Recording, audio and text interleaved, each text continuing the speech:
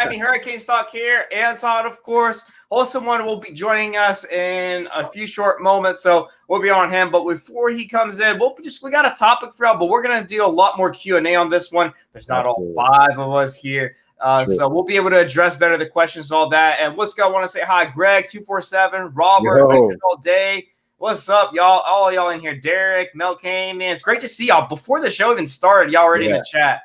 Really appreciate that. That's awesome. So we are starting a little bit early, so I'm sure that the chat's going to be slower to start than usual, but I'm sure we'll get to going soon. So the first topic that we want to hit off and answer is, look, Miami doesn't have as much to lose in this game as Florida does. Right. So what is, from a program standpoint, a win for Miami?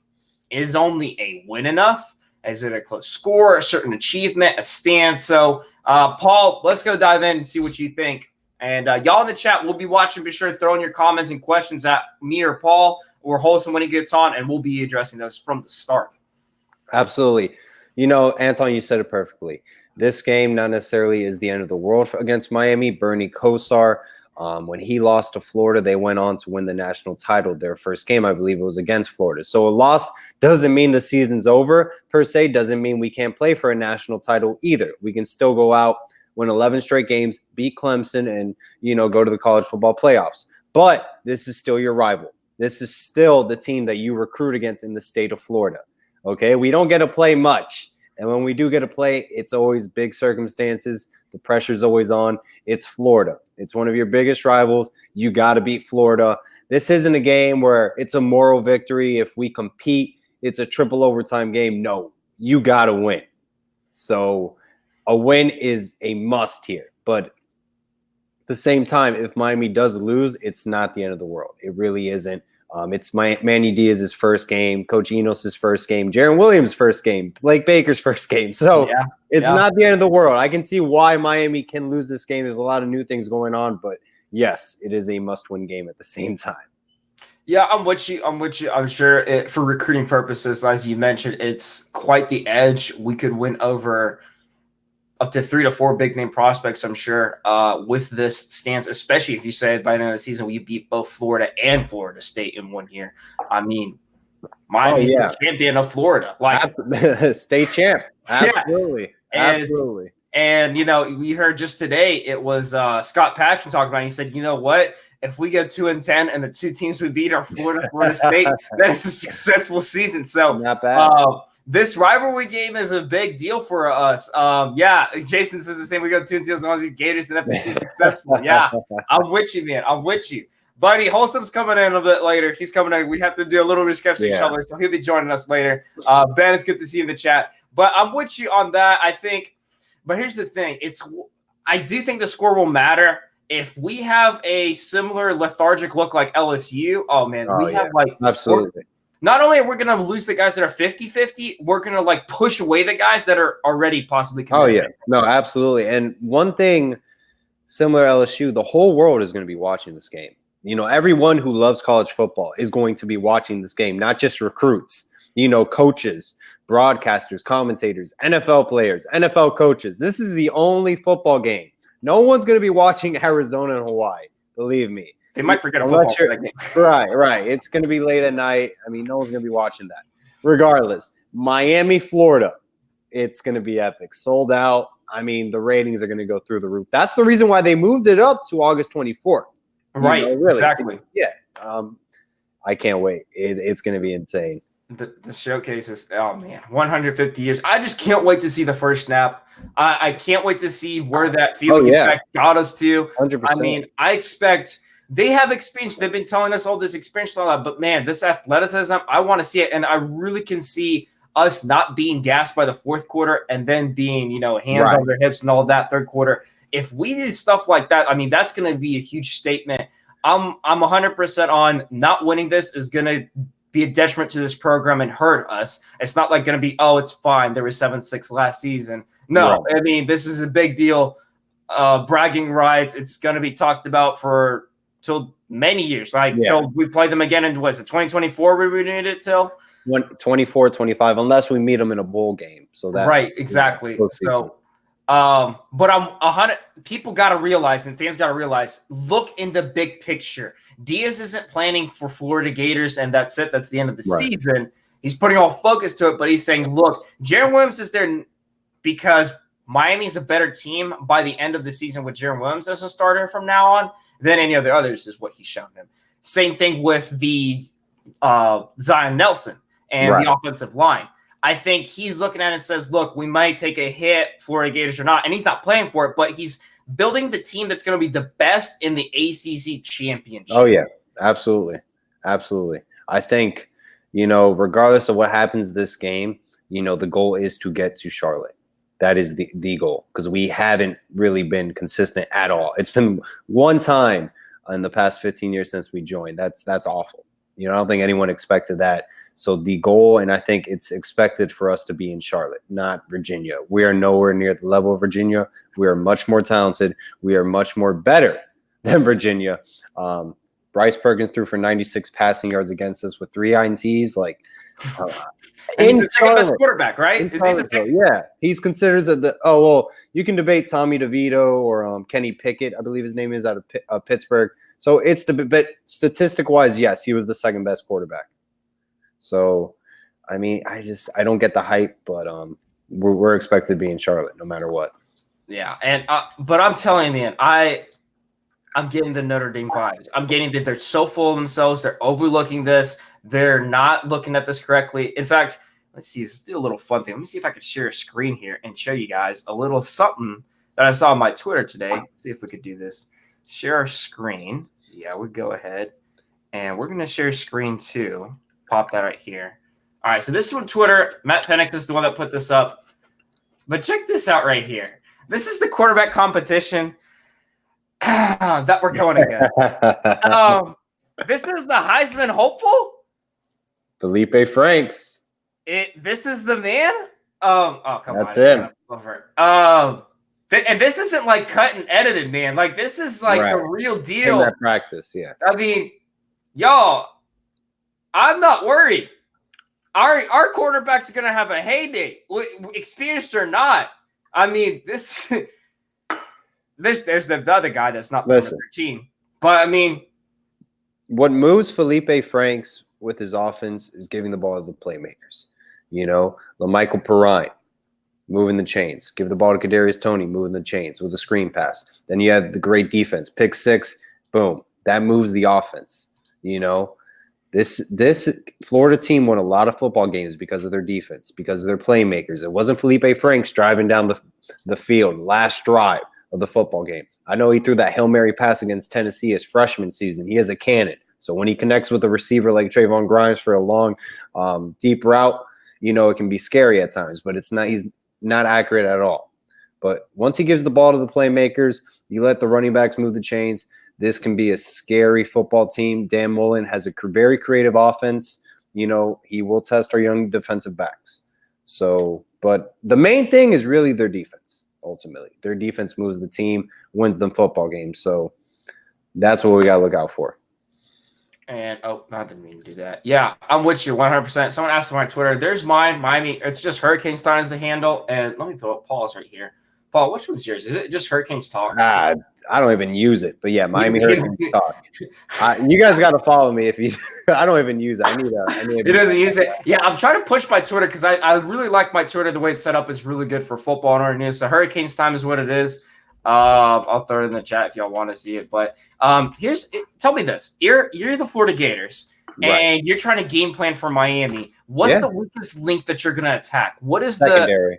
Secondary all day long.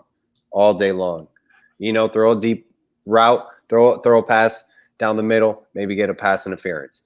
Test this secondary, test this young group. You have an experienced wide receiver group, but against an inexperienced cornerback group, safety group that Miami has. That's very talented, but not a lot of game experience. You're going to be counting on young underclassmen to step up in a primetime game against guys who've literally played in big-time games all last season. So it's going to be a very interesting matchup. And plus our offensive line as well. That's going to be a battle of the trenches. Yeah. But at the same time, there's experience and there's a lot of youth. So which player would you single out in the secondary that you're just Oh most yeah. nervous about? Oh yeah. DJ Ivy outblades all day long. Very nervous about them. And Yeah. that's lack of experience, you're thinking. Oh yeah. Absolutely. Absolutely. I'm with you. I get that. Yeah. First big time game going into their sophomore season that they're starting the whole time. Oh my gosh. With matching up with Kadarius Toney, Trayvon Grimes, Van Jefferson, like, man, Freddie Swain as well. That's a good looking wide receiver group. Okay. We're the Miami Hurricanes. We're strategizing Right. against the Gators. Their weakest links, youth, from your perspective. Quarterback. Quarterback. Oh, absolutely. Definitely. Absolutely. Weak offensive line. Felipe Franks is not a good quarterback. You rush him under pressure, we saw he's done every time. You get to him, he is done every time. He cannot move out of the pocket. He's not flat-footed. He can run uphill, but man, he tries to move out of that. When that pocket breaks down, tries to get out of it, you can get him every time. Okay, on a defensive, so that's Miami's defense. Our offense, Right. What do you think is going to be our powerhouse weapon against them? Linebackers, I would assume, is what. Yeah, linebackers, 100%. And you think who's going to have the better there, tight ends or the wide receivers against them? You think? Tight ends. Oh yeah, absolutely. Dan Enos is going to utilize them left and right. I expect him to have that. I mean, you look at his offense. When does he not? He loves those two tight end sets. Oh my god! Oh no, absolutely. Since Arkansas, he's been running that every game. There was a game against Texas A&M. I will keep referring to. The broadcaster, commentator, commenting on the game said this was a beautiful play call by the offensive coordinator. He was referencing Dan Enos. Very well game planned out game that he was calling, and it was. I'm telling you, Dan Enos can be a special offensive coordinator at Miami. I think with our history of tight ends, with the tight ends we have now, it can be pretty scary what we can accomplish this season. And if I'm Dan Enos, I just give it to the veterans: KJ Osborne, Jeff Thomas, Brevin Jordan, Will Mallory, DJ Dallas, and Cam Harris. Those 6 guys you count on to win you the football game. I don't know how much film you've looked up on Jaren since he's been announced starting quarterback, right. But Dan Enos said very clearly he's going to build this offense around his player personnel and with highlights the quarterback. What do you think is going to be different with Miami offense with Jaren Williams specifically that you expect that Dan Enos will do for him? Is it going to be using his legs? Is it the tight ends? What do you think is just the thing that stuck out for you? Using the tight ends. I don't know if we're going to – because DJ Williams, Storm Surge podcast, made a great point. You don't want Jaren Williams to use his legs a lot. You don't want this kid getting injured first game of the year. Definitely. Because believe me, Florida is going out there and they see a freshman quarterback running loose. I'm just saying they might play a little dirty. It's just that's what I can see happening. So utilizing the tight ends, man, left and right. And then Jeff Thomas, KJ Osborne, man. I'm telling you, stick to the veterans. The veterans will lead you through this football game. I hope he targets the veterans most. I mean, absolutely. They're the most short hands. I mean, you just look at KJ and how many times he dropped the ball. I mean, if he drops it, it's because it was an acrobatic catch that he just somehow didn't haul. I mean, Jeff Thomas made Rozier look good against LSU. That snag was just insane. And I feel like that's the reason that he wanted to leave the program as well, was not just the staff and all that. He was like, look, no one can freaking throw the ball to me to where I can make a play and show my athleticism. I need to go to a place that shows off my skills. Absolutely. And that was right after a game that he, returned a kickoff return or a punt return to a touchdown. Yeah, Virginia Tech. Do you remember against Florida State when he made that game-tying touchdown or even the gap a little bit? He was like staring up to the sky, like thanking God, like finally, thank you. Yeah, because I mean, they were not. Look, there's so many times you look at film, he's just destroying the secondary way out there, and either we don't even look at him or we throw it to him like 20 yards away, and it's like, I mean, look at week 1 against LSU. He had to make one-handed grabs, acrobatic grabs. I was telling my dad, I was in Dallas, and I was like, why do our receivers literally have to make top 10 SportsCenter plays just to move this offense? Yeah. Like it literally, Cager was diving for the football. Like it was insane, but it's going to be night and day. I'm telling you, it's going to be a complete 180. And I truly do think that's what's going to be a huge difference. Look at last season. You imagine if Dan Enos was our offensive coordinator and Mark Richt was just the head coach. And then Manny Diaz was the defensive coordinator. We probably would have been 11-1. Yeah, I mean, I don't see why not. I mean, if Rick would just be the head face of the brand, he did okay recruiting. You know, he was all right recruiting for his couple of years. Yeah, I mean, he just would not hire Enos. I mean, if what was said, what was that one guy he was going to hire out of Mike Bobo? I think Mike Bobo was the only offensive coordinator he trusts with offensively. Malik Rozier said on Orange Bowl Boys.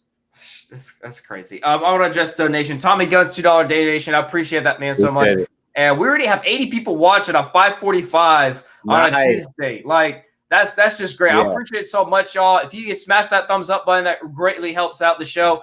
People all over YouTube that they're on can see it. It shows them out. And be sure to subscribe to Paul's channel, Wholesome One, once you'll join us later. But it's in the description down below. Like, tune in because we're going to have a whole bunch of content covering right before the game and then after the game, man. August 25th is going to be good. Any topics, questions, anyone viewing the YouTube channel, our YouTube segment right now has asked. I can't see the comment section from where I'm at, but have you seen anything, Anton? Yeah, I'll keep watching. Okay. Let me throw up one that some of this. Well, we did score predictions of Orange and Green Blood yesterday, but John Shields is mentioning the starters playing special teams. Wow, gonna see a return for a touchdown. I hope so. I hope so. I really do think that special teams will be the difference. And if we can score touchdowns on special teams, which is what has moved Miami in the past, which is what Wholesome One said. You know, Devin Hester. I remember him against Florida. He returned a couple kickoffs. 2003. One for a touchdown. I think one was like near the red zone or the goal, like right there in the 10-yard line.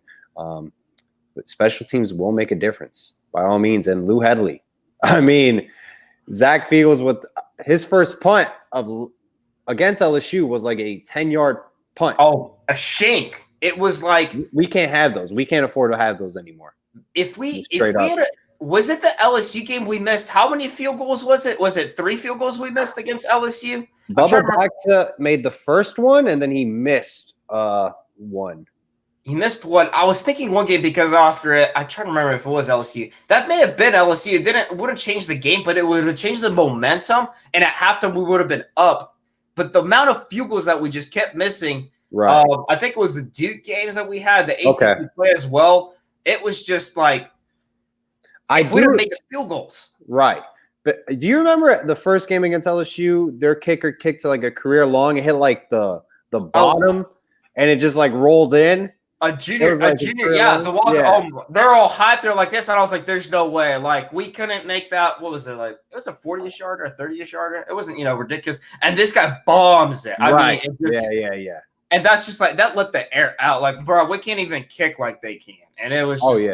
But he was I didn't follow him after the season went on, but this was one of the top kickers just all over. They had to fix that problem, and they changed it. That's what a good head coach does. Yeah, absolutely. And my weakest link was our kickoffs, and so Ed Orion got it fixed. Got him a field goal kicker, and that's what Diaz did. He said, "My defense struggled this much with these." Like, I will say though, Headley was not 100%, but I'm sure Diaz was most happy about Headley as a recruit.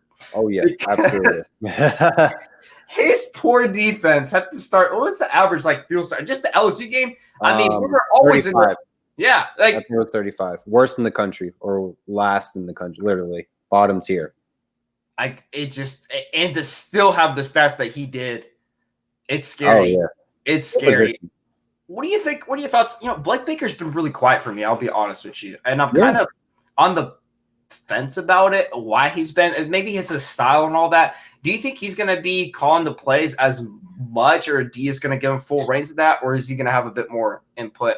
I think Coach Diaz is eyeing this defense down. This is his baby. This is the monster he created. There's no way that Coach Diaz is going to let go of this defense. He's coached these guys the past 3 or 4 years. It's been. He's not going to turn to the side, and let Coach Baker. He's gonna name a defensive coordinator, but Coach Diaz, this is his defense. By all means, this is his defense. He's not letting go of it. Yeah, I mean, if you watch in the practice, he's on these guys. He's training them up, which is crazy. I mean, what head coach can you say does that as Diaz did so far? I don't know if too many. It's a rare circumstance. I know that there's plenty like Ryan Day, right, in Oklahoma, Lincoln Riley, right, which both of those were OCs, correct? Lincoln Riley was an offensive coordinator, and what was the last name you said? Ryan Day was the quarterback's coach. I'm not sure if he was offensive coordinator as well, but usually if you're quarterback's coach, you do have your right, because he got the intern head coach when right. that whole drama came out. So right. You see them on the offensive side more, and you see that a lot more. But a defensive coordinator put it up to him, and to still be so involved. It's great to see. It's really good for a program. I think Randy Shannon. Sorry for interrupting you. No, go ahead. Yeah, I think Randy Shannon, was he defensive coordinator while he was at Miami as head coach? He could be. I can't even remember on that. He definitely was very hands-on, which, heck, what he did with the defense with the resources they gave him. Absolutely, yeah. Absolutely. Beforehand, too, yeah. With Larry Baker. It was insane. Burge says he's anxious to see if Manny and Enos go easy with Jaron at first or come out the gate firing away. And that's something we talked about, Anton. Category 5 on Junior and the Big Dog with Wholesome One, with scripted plays. First 15, 25 plays may be scripted. I think they're going to prepare. You're right. I think they're going to simplify and prepare him well for this game. Like you said, scripted and all that. Mm-hmm. But that's not to say that the scripts that they're giving him are very simple plays. Right. This offensive book is very complex. Oh, yeah. And I don't think they cut any corners to any of the quarterbacks 100%. It's okay, you're not getting in it. No, they said, this is the book. This is what we're running. Get on page or you're not going to be a starter. Yeah. And for Jaron to get the starting job, I think his football IQ, I'm not going to say it was better than the other quarterbacks. I'm not going to go that way, but I'm going to say it was very high as he was coming in. People kept talking about the knowledge that he had, his insight. And, I mean, I know Tate Martell wrote down his own offensive book or whatever and did that, but Jaron studied. He was in the books. This guy, he's going to have a complicated offense to control. And I think Danino says, hey, you want to use my tools? You were the starter. That's because partially he really learned that book. I think he really got in the Eno system, and he works. He can do anything he wants with him too. He doesn't have to cater it to Tate Martell needs, and that's just the thing that he needed. Baker said the D will be more of the same, but with a few new wrinkles. Bridgie says Manny will let him run with it. Okay. All right. Interesting, right there, inside there. You go ahead, Anton. I don't know how true that is. I really don't. I feel like that's a coach talk. You can't tell a DC out in public, yeah, he's not going to be – he's DC, but he's not calling the plays. Right. I think it's going to be an interesting test because it's the first game against Florida. It's the most difficult offense, arguably, that you're going to face, forgetting the offensive line. But you want to, let him do his thing, but at the same time, if he's not doing his thing, I could totally see Dia saying, that's it, I'm taking over second half, I mean, I really see that. He's the head coach. Why stop him? I would not be okay if he did that for the offense. That's not his, thing, which I think Jaron would have not have been picked if he'd have been involved in the offense like he shouldn't be. But it was interesting to say, I think he alluded to where he sat down and wrote down, I guess, Jaron Williams' name and Enos did too. And they said, all right, who you got? Boom. And they both had the same guy. They saw on film continuously he was going and going. So it's very, very interesting. Kim Everett's talking about, Holson was talking about the Enos didn't have to say much to Jaron like he did Tate and Perry, and that's the real talk. He's looking for perfection. Jaron realized that, and that's what gave him the edge and got him to where he's got to be. Yeah, people are out wondering where's George at. Yeah, George is he's not in the New School Canes show. Put it that way. So he did come on. Like today? No, he did. Oh, he called in. Oh yeah, he has called in. But that won't be happening before because I don't know. You want to talk trash talk, chalk trash talk. You want to talk around, talk history, how you love every single football team. That ain't here for him. No Florida Gator gonna be doing that. No Florida Gator gonna be doing that to me. I'll tell you guys, what is your player? I'm gonna do a video on players to watch, but I'm doing more than one. So I'm gonna choose one that's not in my top 3 already. What is your one player to watch, single out on that you're like, dude? Because of this player, unexpectedly, we had a completely change of the game. something momentum swing? Who is a playmaker that you think right now on the roster you're expecting, like, this guy's going to change the tide for Miami? Yeah, DJ Ivey or Al Blades. You think those guys – you're targeting them, but you think they're coming out? We need one of those guys to make a play. We do, because we're going to count on them. They're going to be tested. I'm telling you, we need them. One of those guys need to make whether an INT or a big play, whether it's during a third down, maybe it's during the last drive of the game. Someone needs to step up out of those two, or someone in general in the secondary, whether it's Gervin Hall, Mari Carter. Someone in the secondary needs to step up. Yeah. The chat's they're saying Naruka. I don't know if Naruka is going to get out. He might, but he's second right now on the line. Right. But Pat Bethel is the one that's ahead of him, I think, at D tackle. So he might swap out with him. Definitely, they're going to be rotating. It'll be interesting because it's been a while. He's got some rust on him since he's played very meaningful snaps, I would say. But he might. Hall or Bolden's everyone's saying Lingard. Okay, correct me if I'm wrong. Lingard is clear to play, but I think they're going to hold him out for this game for the most part. Yeah, I'm not expecting to see a lot of Lorenzo Lingard this game. I'm actually expecting to see Robert Burns, maybe on like short yardage situations.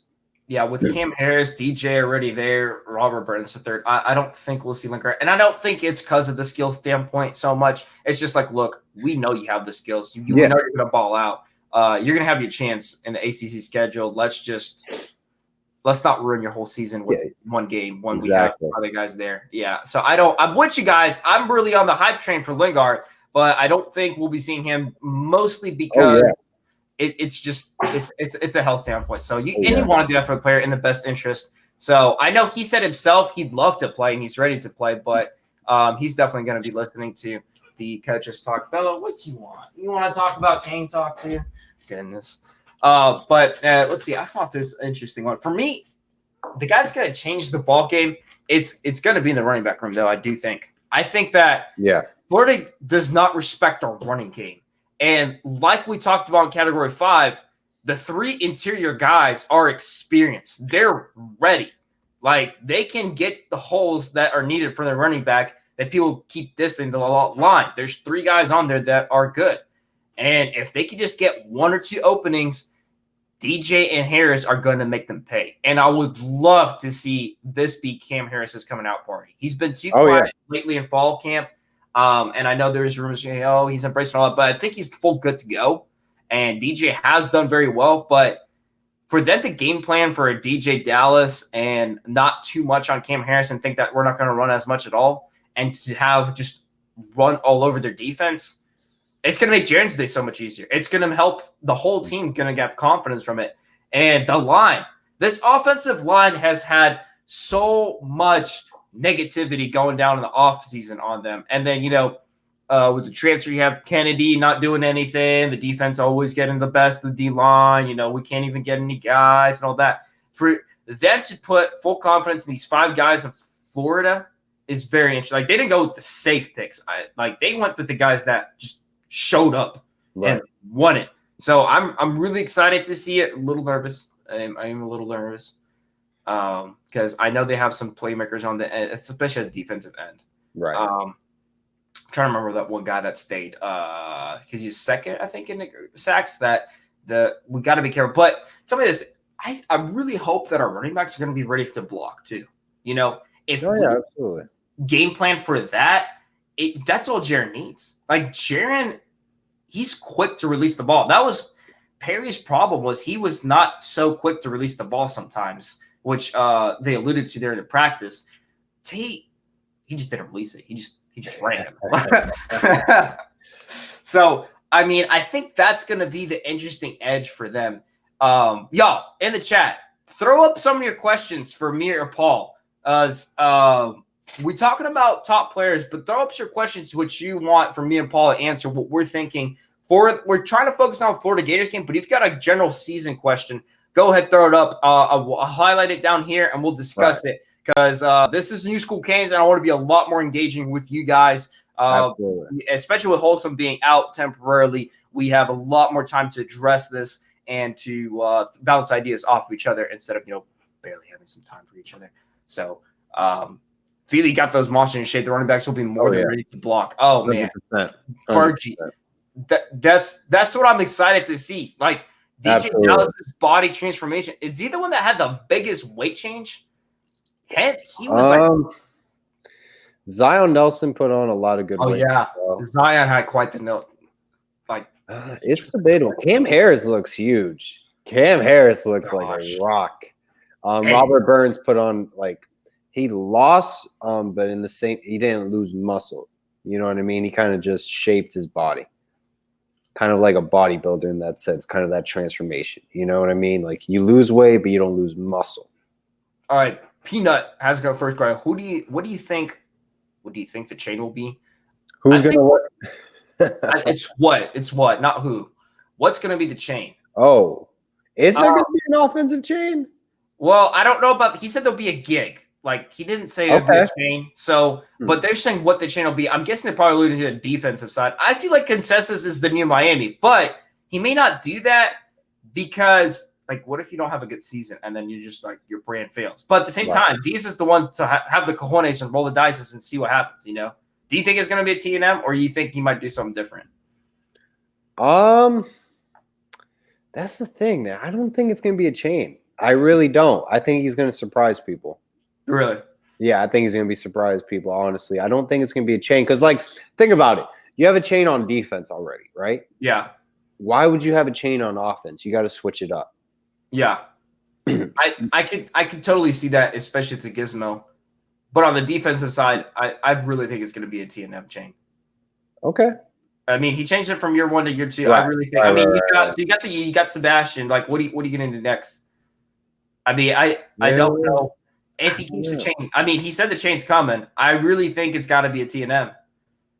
Unless if you put I don't know, what do you put? National champs from the old years. He doesn't want that, you know. Yeah. Who else could you put? I don't know. I'm literally. No clue at all. Stuck on the yeah. I have no idea. I think only 3 people on this whole planet know. It's the head coach, the defensive coordinator, and the jewelry maker. That's it. It's going to be in that box, and then they'll pop it out. Nicola's got a good question. How much fullback play in Realist George will we see in this offense? In this offense, a lot. I think you're going to see a lot more, not just in short yardage situations, but in general. I think you're going to see Realist George play a lot. And even Coach Diaz, Coach Enos has said it, Realist George will be a part of this offense. And they will use him a lot. I think he is very talented. I think he can be a very good fullback. And I think he has the potential to play in the NFL as well. So I'm excited. I really am excited to see what Realist George can do this season. He's a name that really doesn't get talked a lot during coming into this season. You know, we don't really mention Realist George a lot. But he will be utilized more than Chalk Gray was last season. I think, I'm not sure about the Florida game. It depends how it goes. I don't know if they're game planning to do a lot of fullback play against them. They have that weapon if they need it, though. I'll tell you that. But that'll be a short yardage situation. I just don't think. I think in the against Florida Gators, if you're 3rd and 2, you really want to try to do something that will surprise them. You don't want to go Mark Rick City. Right. And so for the whole season, I think we'll use a lot more fullback play in Realist George. For the Gators game, not so much, in my opinion. That's what I'm thinking. 247 Canes, here's a question. Does Lewis Headley make a tackle this game? I hope not. I know that's not the popular answer. Right. I hope not. Yeah. You don't want to. Yeah. They don't. He said it himself. He's look, I mean, I can if I really need to, but that's not what I train to do. Right. I mean, it would be great to see him the boom on someone, but dude, I want him to keep that leg healthy, man. Absolutely. Keep that leg healthy. Kyle, go ahead, Anton. Kyle, I was just throwing up another question. You go ahead. No, and also too, usually when the punter makes the tackle, he's the last man of defense. I really don't want to see the Gators winning the special teams battle, winning the punt return battle at all. I really don't. Kadarius Toney, if he's back there, he is a star. I love that kid, honestly. I wish he was a Miami Hurricane. He's very good. Oh, my gosh. He's very good. Very good football player. Yeah, he's on the return. He is the returner for them, isn't he? He's basically their Jeff Thomas. Okay. And he wears number 4, too. I did. But I know he's technically athlete is what they throw him under, though, right? They use him as Punt return, kick return. You can put him at literally. We'll put him at the slot. Put him at receiver. He does everything. They'll put him at running back, jet sweep, everything. He's their Jeff Thomas. Brandon Po'boy Gallon. He said, "What's our biggest concern for the game?" Biggest concern? I can think of one already off the bat. What's that? Offensive line. Mine is more of a game mentality. Are we really in that big environment going to see the new Miami attitude? We've had it in practice. We've had it in scrimmages with a Miami non-adverse, field.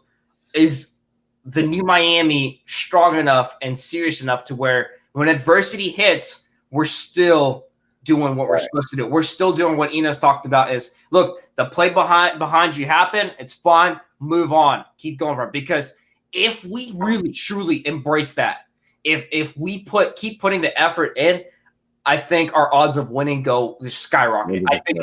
I think the mental, because if you have that mentality and you're down 21-0 at halftime, you have just as much time to score those points that they did, and you can tie it up and come back with a return.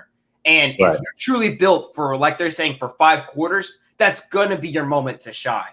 And with that kind of edge and sincerity and demand of competition that Diaz has been pushing, it's got to happen. If you have that, look, football is a game of heart. People are like, the line, you could talk about weight, you could talk about strength and all that, but football sometimes is just a game of heart. And is your heart in it? That's why Diaz is recruiting.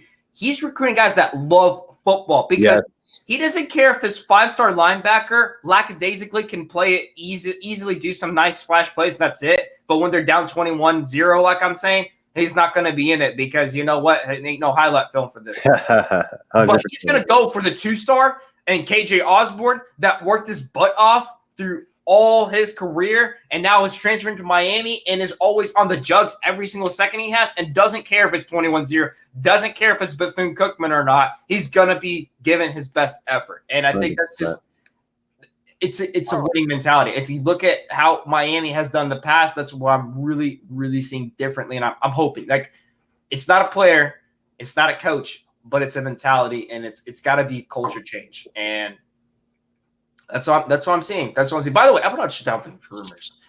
These rumors of people not making it or whatever were basically shut down, I think, today. I mean, it's standard to have, like, you remember, like, last year, first game of the year, N'Kosi Perry. He didn't travel with the team. People are like, okay, maybe that's why Malik Rozier got the nod because they knew beforehand Perry wasn't going to play. It is standard, expected that a couple players surprisingly will not play the first game. I wouldn't be surprised if right before game time we hear some news that this player won't play, this player didn't travel. It's coach talk. When Coach Diaz said that everyone is expected to travel. You think it's coach talk? I think so.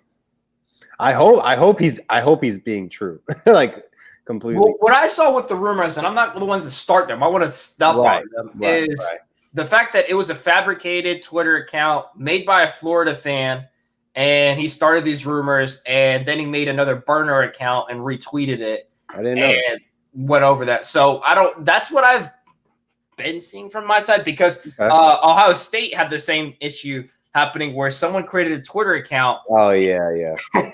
and said Fields did not win the job over at OSU, even quoted some sort of source and all that. So y'all don't buy into it. Until it's on the field and it's game day, we don't really know. So there's no reason to start fueling it. And it's just like, I don't want us to start guessing, oh, this must be this guy or that guy. What do you have to say against a kid like that? Why are you judging these kids when they're like, you got no basis to it? So it may be coach speak, but I'm really hoping it sounds like it's a lot less. It's more rumors and fan base pregame stuff than anything for real. Number 4 Hurricane. Do you guys think Jaren has matured enough? If he threw an early pick 6, would he still bounce back? Oh yeah, absolutely. It really does depend. The thing about pick 6, man. When you throw a pick 6, we saw, I always like to reference LSU because when Malik Rozier threw that pick 6 against LSU, I knew the game was over, But yeah, I think he'll be more than mature enough. I think he's ready for the moment. I think he's going to be a special kid, but that is also a good point because there's also growing pains as a redshirt freshman quarterback. This is his first game of the year, but I do think Jaron Williams is a mature quarterback. And to top it off, he did beat two quarterbacks that, in a sense, had more game experience than him. And, Perry had a lot of game experience, and Martell, he was surrounded by a program with, look at all the quarterbacks he was in the room with, as well. Joe Burrow, JT Barrett, for example, Dwayne Haskins, just names off the top of my head. He wasn't coming in as like just some random quarterback transfer. Had a lot of knowledge in general. So, I'm expecting a big year from Jaron Williams, and I think he's going to shine. Yeah, I think of all three quarterbacks, Jaron is the best suited to come back from it. And I think if it would have been Tate throwing a pick, how he is and how his demeanor is, they would start playing with him safe, like a lot more, read option and all of that, and a lot less, trigger happy and throwing it. Perry, he just kind of it didn't hit him too much, but it did affect him and the wide receivers. They didn't help him a lot. It just seemed like he was, he just kind of go up and down. He finished the game hobbling with 3 interceptions, but maybe he made some really nice yardage. I don't know. Perry, that's something he had to mature on. That's something he had to change to win the job. And I truly believe if he'd gotten that down, he would have ran away with it. But he still had issues with that. I think Jaron, of all three, didn't have issues that gave him the nod as the start. And when he does throw a pick, I think he's going to know how to come back. It's just this guy, y'all, watch his high school film and his demeanor, how he is, and with what he played with. Keep in mind, this isn't a Miami roster that he played with. He kept balling. He just kept balling. He really did. I don't think the crowd's going to get to him. And with Enos, man, I think Enos as a quarterback coach, he's going to know how to help this guy out, with the adversity and talk. Oh, yeah, absolutely. What he orchestrated and got Jalen Hurts out of in the SEC championship game was, it was great. And now, he had an Alabama roster, but Miami's got talent. Miami really has talent. And yeah, absolutely. That we've always had talent, and we're stacked. There's no other. We match up against Florida. Maybe in depth-wise, we're a little bit, lacking there at certain areas, lacking game experience, but talent-wise, we match up with anybody. In our schedule, obviously, not with Alabama or Clemson, but, the talent is there.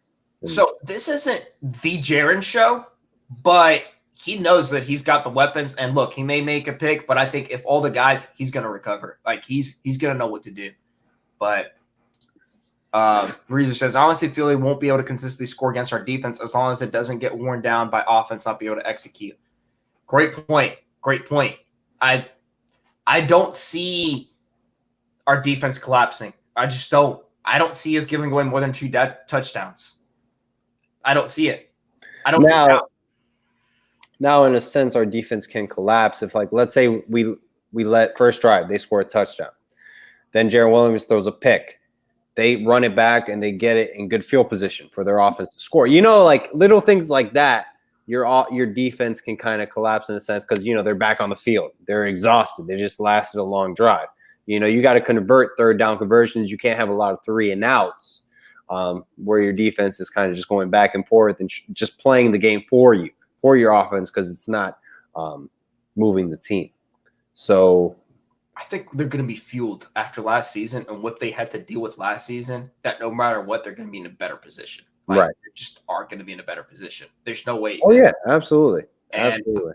So it being torn up, it's going to be a lot of mistakes and all that, but I think they're going to keep really balling. Short of a ridiculous targeting call or anything like that. Man, that one, as soon as that one started, I said, here we go again. Who's got the monies in the ref's pockets, man? That wallet sticking out of his pocket. But man, yeah, we can't afford that at all. Yeah. We can't afford that. 247's got a great question. Here's an interesting debate. When Miami wins this game, will the media give us credit or will they say Florida was overrated? No, absolutely. They'll be saying, is the U back? Is Coach Diaz changing the program? Has he brought Miami back? Oh, yeah, the media is going to run with it. When Miami is winning, it's just – college football is better. It's better. It's a hot topic. People love – either you hate Miami or you love Miami. There's no in between, and the media just loves a headline regarding the University of Miami. It's just one of those hot topic headlines that is clickbait. That everybody and their mom's going to click on it. So – Oh yeah, they're gonna run with it. Believe me, they want Miami to do well or to do really bad. Yeah, yeah, I think so too. Surprisingly, I mean, like I think our players will stay like they're not going to get full of themselves. The fact that look, Florida, that's it. Like this season is won because they saw what that can do previously, and then you lose to Pittsburgh or something like that.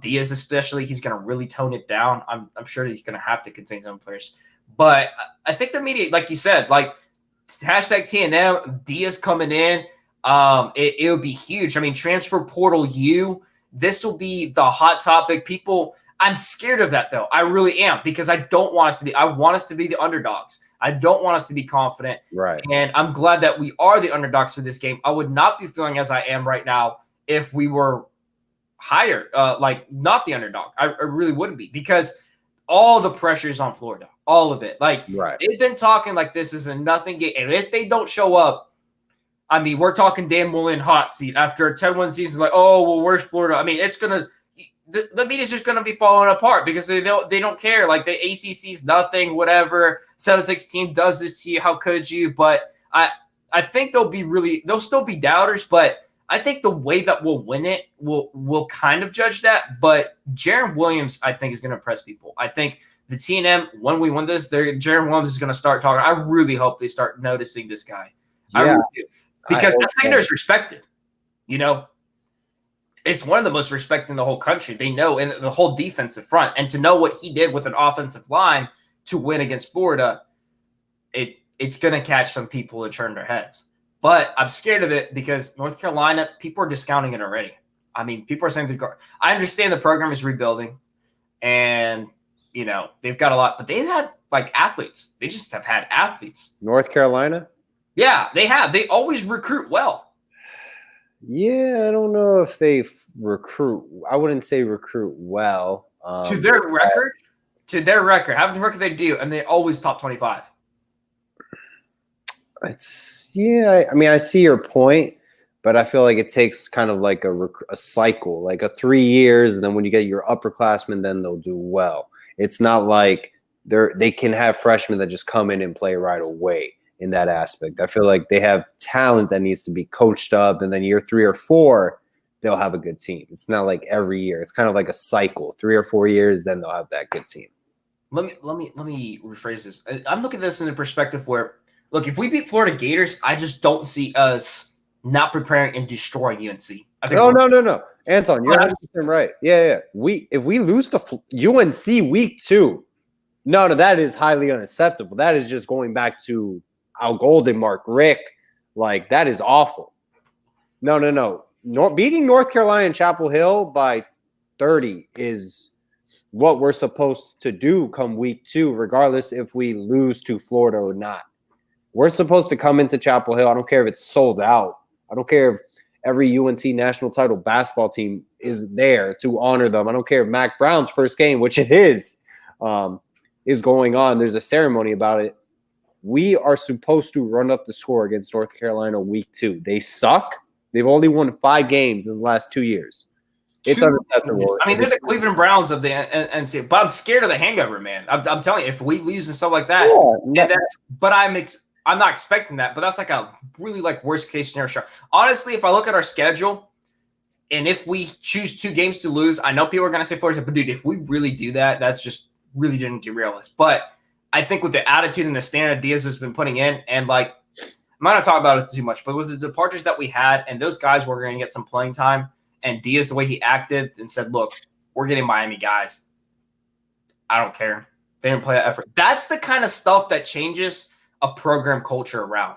Right. And we talked about this when he was first picked on. Will he make those gutsy stuff? And he has been already. So I can't wait to see as the season goes on. Joey Tribble has an interesting question. If Miami wins against Florida, where do y'all see us being ranked? Oh, what's the score? Okay. Let's say the point difference is about 7 points, a touchdown. One score touchdown. Probably top 20. You think top 20? 15, 17 range. Because then, sorry if I interrupt. Go ahead. Because then the voters would say, okay, well, Florida's a little bit overrated. Then you know what I mean? Like let's backtrack on Florida.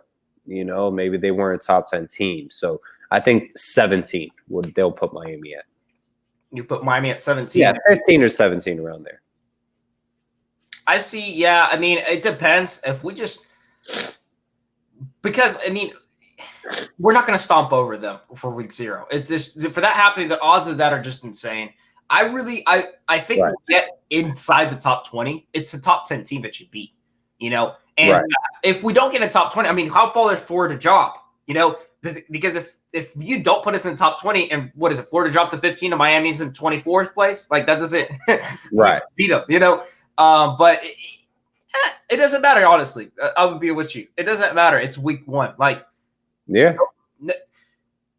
I'm going to be looking at the rankings when it's going to be week, 12. Right. Yeah. Like, because those rankings, and keep in mind, by the way, those rankings are, was it AP poll that they go by that you'll see on ESPN? I think there's the ones they go by mostly, and not the coach poll.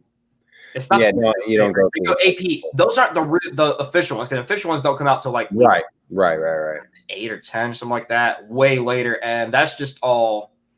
It's completely different. So I think that's the one that matters. But the problem is, if y'all want to see Miami ranked, they're going to be looking at Miami having a statement win. They've talked about this before, the playoff committee did. And if they look at our schedule and say, they didn't beat Florida, and then they just had this ACC schedule, and, if we beat FSU, I don't think FSU is going to get the respect at all that when, I know it's rivalry and all that, but on paper, and you look at FSU's record with Willie Taggart program, they're going to be looking for that one. So Clemson will be our only other chance to make that statement win. Right. I mean, Virginia, too. People are high on Virginia. I don't know what it is. Virginia and Virginia Tech are getting a lot of press by the media. I don't know if it's the Associated Press, the AP, but in general. Right. And I think so through that perspective, those AP poll rankings are going to be completely different than the playoff committee looks at it. I think the Florida will be completely differently respected. So whatever would get bumped up won't be as much of an impact as it will be later in the season. And they look at a record and be like, yo, Miami beat Florida Gators week 0, first-year head coach with a brand new quarterback. And this is week 12, and they're still, undefeated or a one-loss team. Wow. Like, this is quite the competitor. I mean, who can go up to them? But, I want to see us against Clemson. I really want to see us against Clemson. Yeah, I mean, I would love to see us healthy against Clemson. And it sucks because we got to go through 12 games and then the ACC championship. A lot of injuries could happen throughout that, which what we saw a couple years ago when we faced Clemson. We were out without Amon Richards or Chris Herndon, just to name a couple names. We were very injury depleted, and we got smacked, obviously. So I would love to see us against a healthy Clemson, but you better bring your A game because they are very, very good. I mean, they just walked through Alabama. Yeah, they did. And, I don't understand. The media's throwing up all these excuses for them. I don't care the way you see it. Look at the scoreboard. This is not you didn't prepare for this or this just was. No, there's no excuses. I mean, Clemson – and it wasn't like Alabama just completely, disheveled and there's, a botched call or anything no. Clemson manhandled them. 247 games, another with great question. Which matchup is tougher for Miami, Florida or Florida State? Before you answer, think about for a second. It's at FSU, and the pressure will be on Miami. FSU has more talent than Florida. I mean, I can tell you off the bat what I think. Yeah, I don't. Yeah. Week 0, come on. Week 0, new offensive coordinator, new quarterback, new head coach, new defensive coordinator. When you play Florida State, you have a lot of game experience already. Okay, you probably, I don't know if they have how many away game experience. North Carolina, for example, that would be a hostile environment. Nothing like Florida State, and then there's always injuries, which I don't ever want for any game, but that's the nature of the game. You're going to see injuries play out. So, no, yeah, Florida, definitely. Yeah, FSU. And here's the other thing, Miguel Grant, and the reason I'm putting this up, he's a different mindset. He says with Manny, we don't speak on losses like Nesta said August 24th. Look, here's the other thing that's going to be very interesting and people don't realize. Miami puts up a competitive fight against Florida with no injuries. We're going to be peaking as our season, it's going to be, or that experience is going to be huge. That offense getting fully installed. I think we're going to be going up, up, up, no matter. Like this it's going to be everything. The puzzle's going to be put together. But think of this. You have Nesta that's out, that's coming back in 6 to 8 weeks. You got Linker that's kind of on the behind that nobody really knows where he's at. And you've got other players that are going to have games like Bethune-Cookman, Central Michigan, and probably a blowout win at UNC playing. So Jeremiah Payton, whatever. Like this team is going to be looking very different come week 10 than we had in a long time. Like I really think, and then you take in the secondary that we're like a little bit concerned about, but like Bubba Bolden, oh man, I mean this guy is going to be coming to another one. And look at that, we got someone today. Yeah, you can't keep a good man down. How y'all doing, man? What's up? Chilling, man. Doing great, man. Doing great. How you been, man? Why you putting us out practice? Yeah, man. We had one of those late meetings. The guys started messing up and not listening, so we had to stay after, watch extra film. Like they kind of. It was a pretty bad practice today. One of those days. We're like a week away from our kickoff. Like I said, we got our, Miami, Florida Saturday, and then the week after is when our NDSU season starts. And the freshmen were kind of messing up today, and was majority special teams, which why I was saying that I know that's what Manny Diaz and them are doing now is a lot of special teams up until game week. Guys were missing assignments, and so all of us had to stay after and get chewed out as to why our players weren't doing what they're supposed to do. And then, it goes down creek. If we get chewed out, then we got to do the same thing to the players. So I had to hurry up, shower, and switch on out. But let's talk some Canes, man. What's going on? What did I miss? Talking Florida. We've been talking Florida. We kind of shifted gears. We're doing a little bit more Q&A since just me and Paul, us two, interacting a lot more. And they were throwing some interesting questions. We're talking a little bit bigger season perspective stuff too. Lately, and the last thing that I was left off on, someone mentioned like, look, we don't have Nest, and I was like, dude, think about this. Regardless, like of the end result of Florida, Miami week 6 to 8, after the injuries and experience gained on the secondary, the offensive line, Lorenzo Lingard come back, Nesta is going to be a different team that's going to be peaking at the right time, and like the playoff committee is going to be looking at that, and then if we do win, oh my gosh, I mean the staple win that you're going to have against Florida. Miami peaking at the right time and just getting better and better is going to be huge for the program. It's going to be really going to be great. But Clemson is just like that. It's that hill, man. It's that hill. I think it has a lot to do with the timing in which that a lot of things are happening. The perfect timing of Mark Richt giving the best that he had, then we saw the worst that he had, and instead of holding on to him, he got out of there. Then we bring in a young coach who's fiery. He knows the program. He knows what it should look like. He hires the right guys. We automatically see automatic return on investment with a lot of our players and the quality of the players so far. Now we got to see them on the damn football field. We got to see them actually go out there and do it. But when you talk about like injuries and guys coming off injuries like Robert Burns and Lorenzo Lingard, and I think it works out perfectly because the meat of our schedule is in October when the ACC play starts to happen. Exactly. And a lot of those guys are coming in and are going to be a lot more healthy at that time. So if you have a fresh leg Nesta Silvera, fresh leg Lorenzo Lingard coming in October when a couple of our guys are already beat up, I think that's just perfect timing in the way that we should be able to flow from here on out. Not saying, 12-0, spoiler alert, everybody. We're going right. But we're going to be peaking and looking like a program with its stuff together at the right time. Whereas in years prior, we always limped at the end of the season. Every dang time we had our limped at the end of the season. But this year, it's seeming like if this program is really what Manny Diaz is talking about, it's not going to be the case, Right. And it's good to see when we sit and think about it, like any big game we have first week, Miami usually doesn't play well. Any big game we have at the end of the season, Miami usually doesn't play well. It's those games that's like in the middle of the season where Miami tends to play pretty good football. But, that's the old Miami. So we'll see what the new Miami has. And having multiple, like, head coaches on a staff, because a lot of people forget that Dan Enos was a head coach. Yeah, and Todd, defensive lineman. Oh, yeah. Well, see, all three of those guys one's a head coach, two former head coaches. And Coach Dan Enos wants to be a head coach. And a lot of people are going to see what is Dan Enos going to do at Miami. He has the talent now. Before, it wasn't about the talent. At Arkansas, they were successful with 3-star guys with good coaching. Then you go to Alabama, and it's like, all right, well, you weren't even the guy calling plays. But, I mean, you helped the quarterbacks. Now let's see what you're going to do. Because a lot of people are saying, yeah, hundreds of thousands, millions of eyes are going to be on this game. But it's athletic directors, it's other football teams that's going to be looking at this game and seeing, do we have a future head coach on this staff in Blake Baker? Do we have a future head coach on this staff in Dan Enos? And these two guys are going to be vying for an opportunity to have a head coaching job within the next 2 to 3 years. And this is one of those games that those institutions will point to.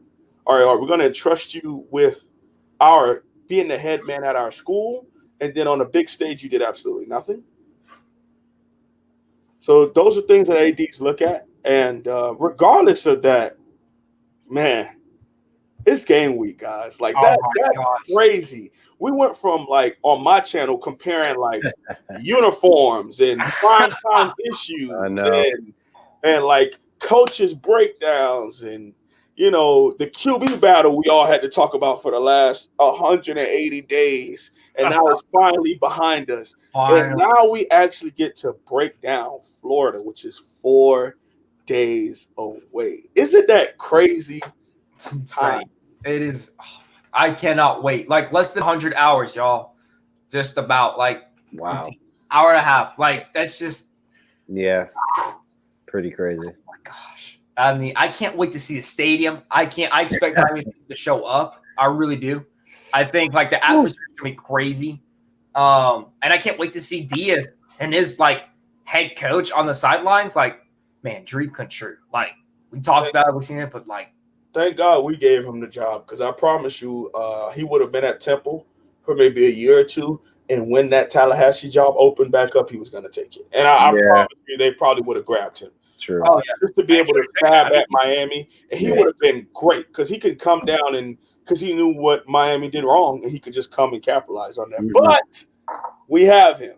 The only person I would have loved to seen him recruit against, he was the head coach of Tallahassee and head coach down here would be Mario Cristobal. But we don't know if Mario Cristobal is the head man on the field. He can give you the Jimmies and Joes, but, as far as production on the football field. But let's stay current and let's stay in at what's actually going on, not fantasy land. So I actually saw a question for me.